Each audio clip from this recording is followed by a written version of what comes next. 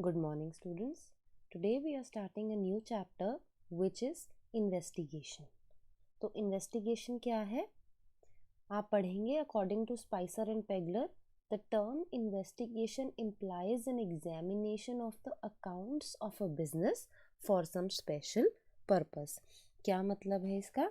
सबसे पहले जानते हैं इन्वेस्टिगेशन क्या होता है. इन्वेस्टिगेशन का हिंदी में मतलब होता है अनुसंधान. तो इन्वेस्टिगेशन क्या है? It is an examination. क्या है? जांच है, निरीक्षण है. किस चीज़ का? Of the accounts of a business. Business के जो भी खाते हैं उनका निरीक्षण है. ठीक है. अब ये तो ऑडिटिंग भी है, बट यहाँ लिखा है फॉर सम स्पेशल पर्पस. कोई एक स्पेशल उद्देश्य है, विशेष उद्देश्य है, उसके लिए अगर की गई जांच है तो उसे हम कहेंगे इन्वेस्टिगेशन. लैंकास्टर क्या कहते हैं? It may be defined as a thorough examination of and inquiry into the accounts of a business. हम क्या कर रहे हैं? जो बिजनेस के खाते हैं उनकी जांच पड़ताल और क्या कर रहे हैं? हम उनका परीक्षण कर रहे हैं. क्या करेंगे? With a view of disclosing the true position of affairs. हम क्या चाहते हैं इस जांच पड़ताल करने से? कि जो बिजनेस की सही पोजीशन है, सटीक पोजीशन है, वो दिख पाए. किस चीज़ को लेकर सही position? In relation to special matters falling within the scope of investigation. आपकी इन्वेस्टिगेशन का जो भी स्कोप है, जो भी संबंधित तथ्य हैं, उनके बारे में जो जांच की जाएगी उसे हम इन्वेस्टिगेशन कहेंगे. कैरेक्टरिस्टिक्स की बात कर लेते हैं. It is an in depth examination. मैंने आपको बताया एक गहन जांच है. Apart from books of accounts and related matters, other matters are also examined. ऐसा नहीं है कि सिर्फ आपके खाते ही हैं, जो बुक्स ऑफ अकाउंट्स ही हैं उन्हीं की जांच होगी. और विषयों की भी जांच हो सकती है जो आपकी इन्वेस्टिगेशन के स्कोप में आते हैं. It is always undertaken for the fulfilment of specific objective. ये इसका सबसे मेन चीज़ है कि आपका एक विशेष उद्देश्य होगा जिसको फुलफिल करने के लिए आपने इन्वेस्टिगेशन की होगी. वो उद्देश्य क्या हो सकता है उसे हम आगे जानेंगे. It includes finding out the technical, financial and economic position of an organisation. इसके अंदर हम क्या जानते हैं कि बिजनेस की तकनीकी पोजीशन क्या है, फाइनेंशियली वो साउंड है या नहीं, इकोनॉमिकली वो साउंड है या नहीं. ये चीज़ें हम इन्वेस्टिगेशन के थ्रू जानते हैं. It is usually undertaken with a suspicious view point. मतलब हमें कोई संदेह होता है, कोई संदेहात्मक दृष्टिकोण होता है हमारा, हमें किसी चीज़ को लेकर शक होता है, इसीलिए इन्वेस्टिगेशन की जाती है. Facts are presented in a logical sequence in order to reach a specific conclusion. जो भी तथ्य होंगे उनको एक लॉजिकल सीक्वेंस में, हमने पहले से डिसाइडेड क्रम होता है, उस सीक्वेंस में फैक्ट्स को प्रेजेंट किया जाता है ताकि हम कोई निष्कर्ष उससे निकाल सकें. Scope of work of an investigation may be wide or narrow depending upon its objective. Investigation का स्कोप क्या होगा? वो उसके ऑब्जेक्टिव, उसके उद्देश्य पर ही डिपेंड करेगा. क्या कार्य क्षेत्र है वो डिपेंड करेगा कि आपका जो काम है, आपका जो उद्देश्य है वो क्या है. अब बात करते हैं ऑडिटिंग और इन्वेस्टिगेशन के अंदर क्या क्या डिफरेंसेस है. सबसे पहले देखते हैं नेचर ऑफ इंक्वायरी. तो ऑडिटिंग क्या है?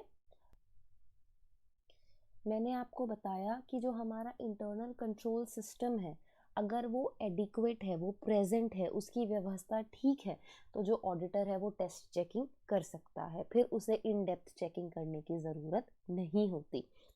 लेकिन इन्वेस्टिगेशन के अंदर आप टेस्ट चेकिंग नहीं कर सकते.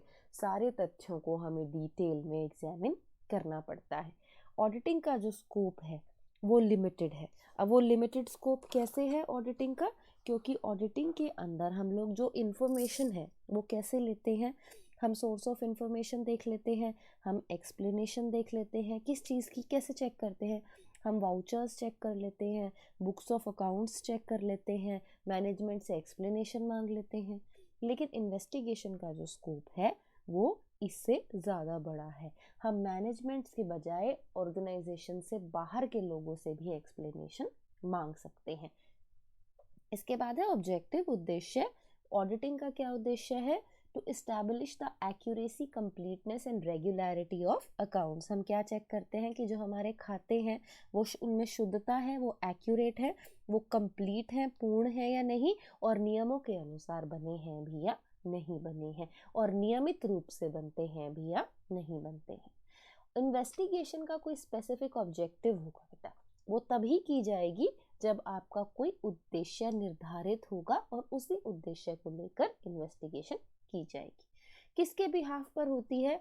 ऑडिटिंग यूजुअली कौन करवाता है? ऑनर्स ऑफ द बिजनेस करवाते हैं, लेकिन इन्वेस्टिगेशन बहुत सारे लोग करवा सकते हैं जो ओनर्स नहीं है। वो कौन कौन करवाएंगे उसको हम आगे डिटेल में पढ़ेंगे। ऑडिटिंग का जो पीरियड है वो फिक्स्ड होता है और ज़्यादातर छोटा टाइम होता है, जैसे बुक्स ऑफ अकाउंट्स कंप्लीट हो गई तो 1 ईयर होगा या 6 मंथ्स होंगे अगर हम इंटरिम करा रहे हैं तो। लेकिन इन्वेस्टिगेशन जो है वो ज़्यादा लंबे पीरियड्स के लिए की जाती है, ये 3 से 7 साल तक भी चलती रहती है। ऑडिटिंग कंपलसरी है, आपको बताया था कंपनी के लिए कंपलसरी है कि अपने अकाउंट्स जो हैं वो ऑडिट कराए जाएं हर साल, लेकिन इन्वेस्टिगेशन लीगली नेसेसरी नहीं है। कोई एक स्पेसिफिक ऑब्जेक्टिव होगा आपका जिसकी वजह से आप इन्वेस्टिगेशन करवाएंगे, अदरवाइज ये लीगली नेसेसरी नहीं है। इसके बाद आता है क्वालिफिकेशन। ऑडिटर कौन हो सकता है? एक सीए, एक चार्टर्ड अकाउंटेंट ही एक ऑडिटर हो सकता है, लेकिन इन्वेस्टिगेटर को चार्टर्ड अकाउंटेंट होने की कोई ज़रूरत नहीं है। अच्छा, यूटिलिटी उपयोगिता की जो बात करें तो जो ऑडिटिंग के अंकेक्षण के जो कंक्लूजन्स हैं उनको हम बहुत डिफरेंट पर्पसेस के लिए यूज़ कर सकते हैं। ऑर्गेनाइजेशन के बाहर हम उनके कंक्लूजन्स को बहुत अलग अलग पर्पसेस के लिए यूज़ कर सकते हैं, लेकिन जो इन्वेस्टिगेशन के कंक्लूजन्स हैं वो सिर्फ क्लाइंट के लिए यूज़ किए जाते हैं। जिसने इन्वेस्टिगेशन करवाई वही उसके कंक्लूजन्स को, उसके निष्कर्षों को यूज़ कर सकता है। एटीट्यूड, क्या दृष्टिकोण है ऑडिटिंग के अंदर, क्या दृष्टिकोण रहता है हमारा? ऑडिटर का जो मेन काम है वो ये है कि हम एरर्स और इरेगुलरिटीज़ को जो है वो करेक्ट करें। जो भी गलती आई है, जो भी त्रुटियां आई हैं उनके अंदर सुधार किया जाए। लेकिन इन्वेस्टिगेटर का जो दृष्टिकोण है वो बहुत बड़ा होता है। उनका जो दृष्टिकोण है वो संदेहात्मक होता है, सस्पिशियस होता है, और वो बहुत क्रिटिकली एक आलोचना के व्यू पॉइंट से इन्वेस्टिगेशन करता है। अच्छा, पोजीशन। ऑडिटर क्या हो सकता है? पार्शियल हो सकता है, ज़रूरी नहीं है कि, और कई बार मैंने आपको बताया कि ऑडिटर जो है वो कंपनी के साथ मिल गया है और उसने कंपनी के हित में रिपोर्ट लिख दी है, जो कि सच नहीं है। लेकिन इन्वेस्टिगेटर कभी पार्शियल नहीं होता है, ये थर्ड पार्टी है और इसका मेन काम अपने क्लाइंट को लेकर है। अच्छा, स्टार्ट कब होता है? मैंने आपको बताया कि ऑडिट होने के लिए बुक्स ऑफ अकाउंट्स बननी चाहिए पहले, तो books of accounts usually year and पर बनती हैं, तो जो ऑडिटिंग भी है वो at the end of financial year किया जाता है। लेकिन इन्वेस्टिगेटर को कोई मतलब नहीं है कि बुक्स ऑफ अकाउंट्स कंप्लीट है भी या नहीं, तो ये कभी भी हो सकता है। जैसे ही आपका कोई उद्देश्य आता है, कोई स्पेसिफिक ऑब्जेक्टिव आता है, वैसे ही इन्वेस्टिगेटर जो है वो इन्वेस्टिगेशन कर सकता है। अच्छा, रिपोर्ट। मैंने बताया कि ऑडिटर को अपनी रिपोर्ट अपने एक्ट के प्रोविजन के हिसाब से बनानी है। कंपनीज एक्ट अगर कंपनी की बना रहा है, पार्टनरशिप एक्ट अगर पार्टनरशिप की बन रही है। लेकिन जो इन्वेस्टिगेटर है वो अपनी रिपोर्ट इन्वेस्टिगेशन के नेचर के हिसाब से बनाएगा। उसने किस तरह की इन्वेस्टिगेशन की है, उसकी क्या प्रकृति है, उसके अनुसार ही रिपोर्ट बनेगी। अभी मैंने बताया आलोचना।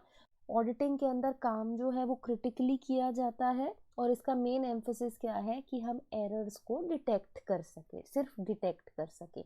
लेकिन जो इन्वेस्टिगेटर है उसके अंदर अपनी रिपोर्ट में वो सिर्फ वही लिखेगा पॉइंट्स जिनसे वो अग्री नहीं करता है।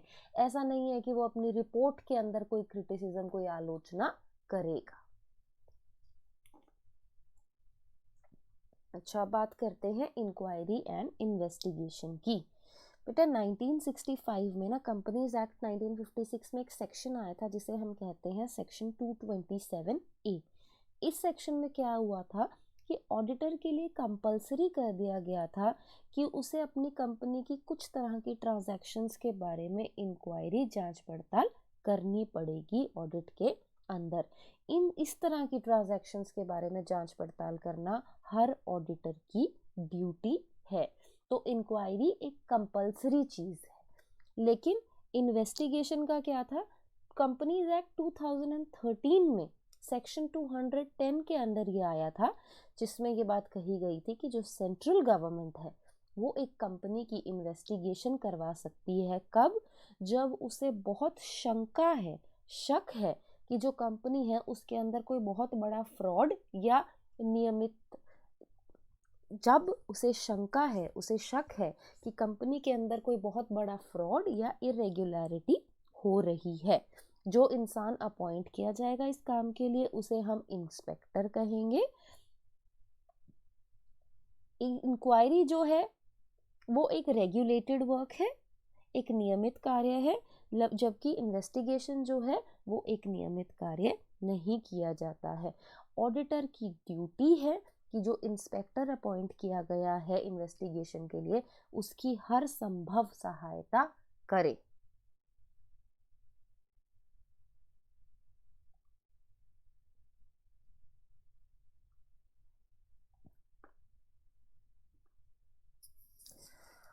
अच्छा, अब बात करते हैं necessity of investigation. Necessity of investigation के अंदर बेटा क्या क्या कॉजेज हो सकते हैं जिसकी वजह से इन्वेस्टिगेशन करवाई जाती है।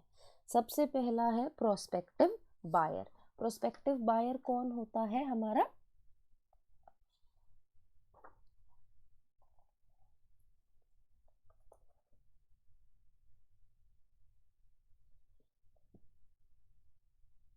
ऐसा इंसान जिसे हमारी बिजनेस को खरीदना है या शेयर्स को खरीदना है कंपनी के, तो एक ऐसा इंसान जो कंपनी या बिजनेस या उसके शेयर्स को खरीदने की इच्छा रखता है, उसे क्या चाहिएगा? उसे ये पता होना चाहिए कि कंपनी की अर्निंग कैपेसिटी क्या है, कि क्या हम उसको खरीद के कोई प्रॉफिट कमा भी पाएंगे या नहीं। तो वो अपनी अर्निंग कैपेसिटी को जानने के लिए इन्वेस्टिगेशन करवा सकता है। दूसरा क्या है? Incoming partner. किसी पार्टनरशिप में अगर कोई इंसान आना चाहता है, प्रवेश पाना चाहता है, तो वो भी अपनी फर्म जो पार्टनरशिप है उसको इन्वेस्टिगेट करवा सकता है कि उसकी क्या हालात है। तीसरा क्या है? बैंकर या लेंडर। अगर कोई इंसान आपको पैसे दे रहा है तो सबसे पहले वो ये जानना चाहेगा कि जो पैसे हैं वो वापस आ भी जाएंगे या नहीं, क्या ऑब्जेक्टिव है जिसके लिए पैसे लिए जा रहे हैं, कितनी सिक्योरिटीज़ रखी जा रही हैं, क्या वो सिक्योरिटीज सच्ची हैं भी या नहीं, और उनकी असली कीमत क्या है। तो वो इन बातों के लिए भी इन्वेस्टिगेशन करवा सकता है। इन्वेस्टर, अगर आप अपनी किसी कंपनी के अंदर इन्वेस्ट करना चाहते हैं, अपना पैसा लगाना चाहते हैं, तो भी इन्वेस्टिगेशन कर सकते हैं। अभी मैंने बताया सेंट्रल गवर्नमेंट भी इन्वेस्टिगेशन करवा सकती है अगर उसे लगता है कि कंपनी के अंदर कोई सीरियस फ्रॉड या इरेगुलरिटी चल रही है।